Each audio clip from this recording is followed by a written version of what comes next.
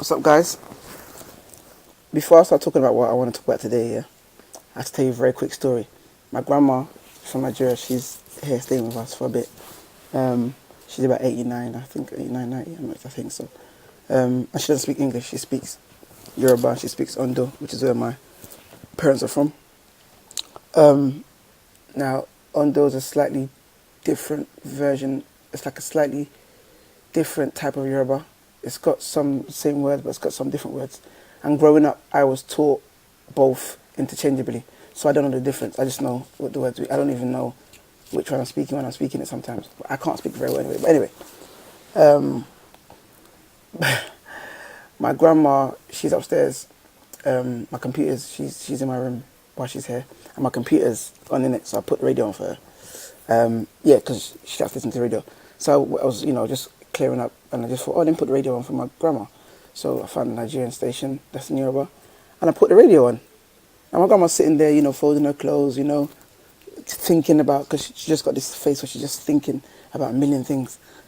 And then all of a sudden, I turned away to go and finish what I was doing, and the radio man was just like, I don't understand what half he was saying. Sexuality, sexually, ọkùnrin àti obìnrin, ìyàwó. So he was saying like husband and wife. So I think he was talking about sex, and it was just so weird because it's like, I don't think my grandma's gonna want to listen to someone talking about sex in Yoruba. And obviously I couldn't hear what he was saying, but it was just like obìnrin, ìyàwó àti ọkùnrin.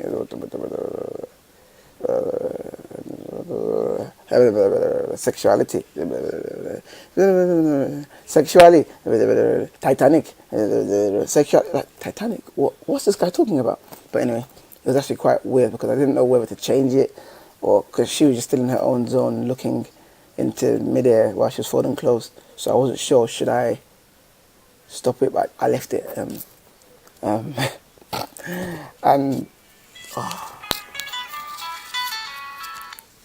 Yeah, that's my other phone.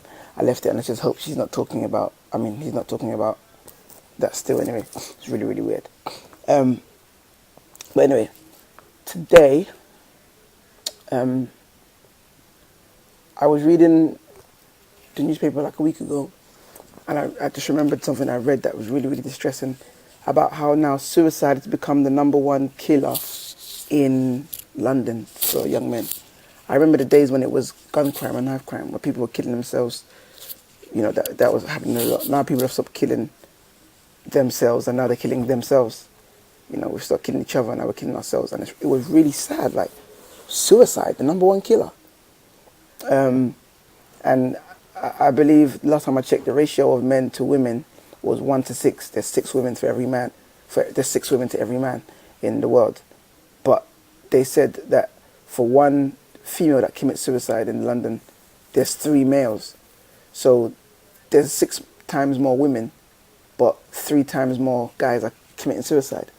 And I remember I mentioned it to my mom and a few other people, and a lot of girls were like, why are guys killing themselves? Why would you kill yourself? They can't comprehend why so many young men are killing themselves.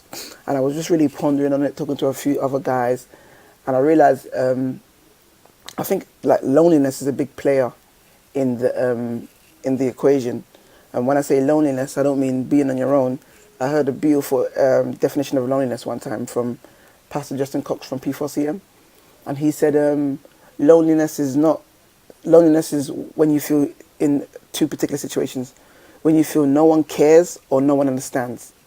When you feel like nobody cares about something, even if they're around you, even if they're talking to you, you feel alone.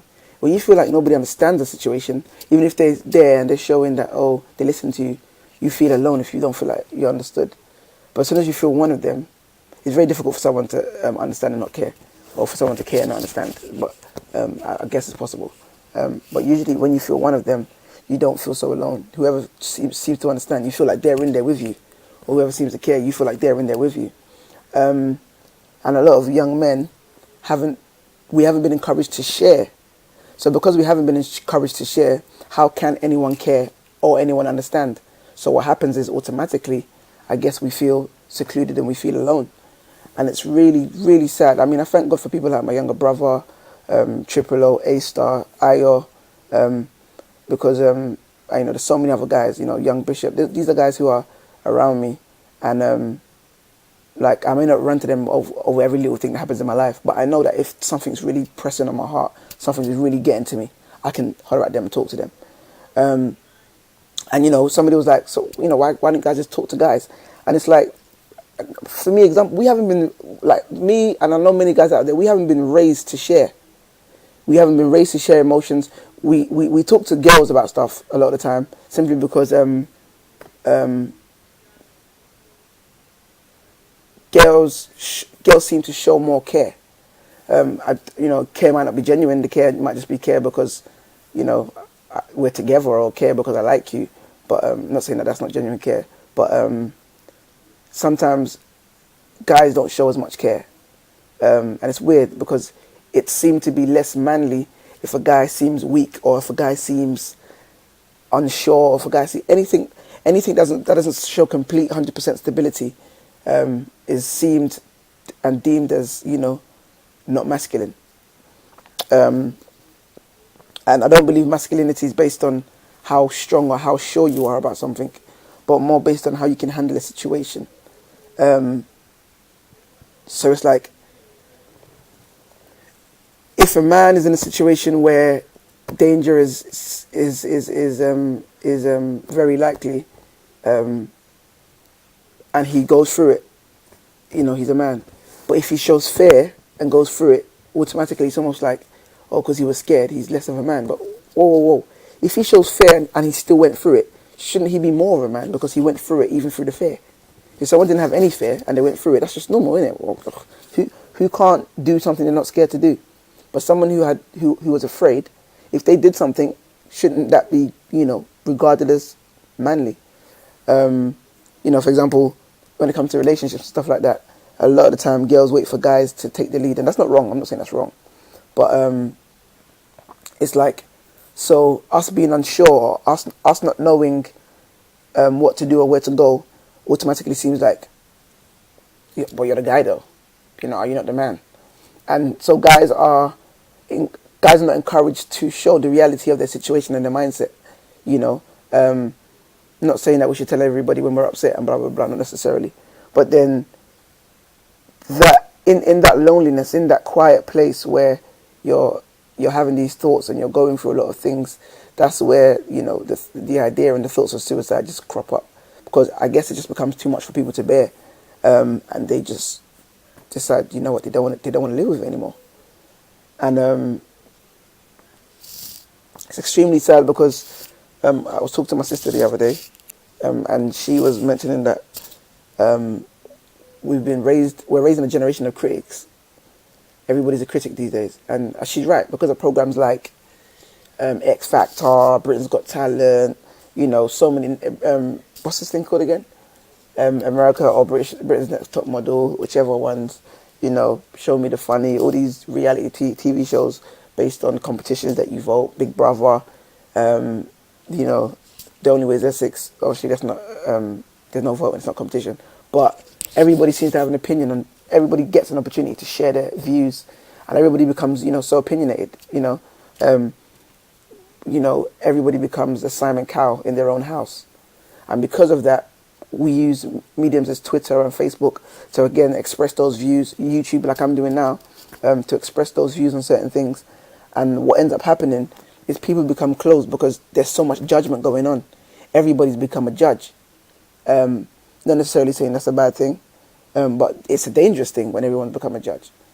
Because if you're struggling with something and you need help, and everybody around you seems very, very judgmental and seems very, very closed about certain things and about whatever, it's going to put you off talking to people. And again, it's weird because I know lots of guys would agree with me. We haven't been raised to share. We weren't growing up with our dads who let us sit down and let us cry on their shoulders when we were young. Let us actually fall down and cry. When I fell down when I was young, I had to firm it.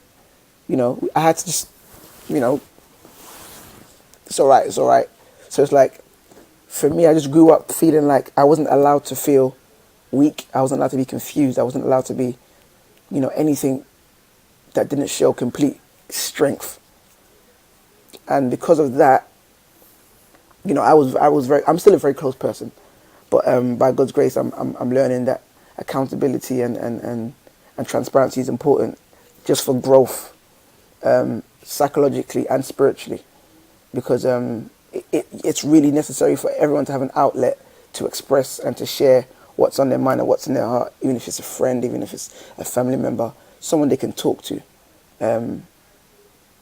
because God could have left Adam on his own. Adam was doing the job.